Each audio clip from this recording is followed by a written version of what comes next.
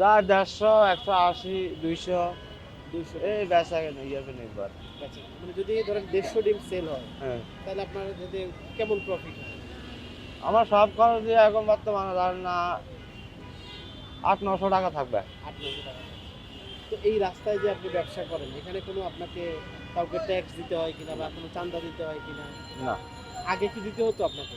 না, কখনো দিতে হতো না? কাউকে আল্লাহর রহমতে দিই না, দিতামও না। দিত না। আল্লাহর তার রহমতে। মানে আপনি এই যে বাংলাদেশ মুক্ত হইলো সবকিছু থেকে, এখন আপনি আগের থেকে ব্যবসা করে কি ভালো আছেন নাকি? আছে, ভালো আছে, আগের চেয়ে ভালো ভালো আছে। আছেন। আমার ছোটখাটো ব্যবসা দরকার, আমি অল্প রুজি করবো, অল্প খাবো। আমার বেশি দরকার নাই। শান্তি মতন যেন ছেলে মেয়ে লইয়া শান্তি মতন 2টা খাইতে পারি, আচ্ছা, আচ্ছা। আপনার শান্তি বাচ্চা থাকতে কয়টা? পারি। ছেলে মেয়ে 4 জন। 4 জন। ওরা থাকে কোথায়? ঢাকায়? না, দেশে, দেশে? দেশ কোথায় আপনার? নোয়াখালী। নোয়াখালীতে। তো আপনি কত বছর ধরে এই ব্যবসাটা করেন?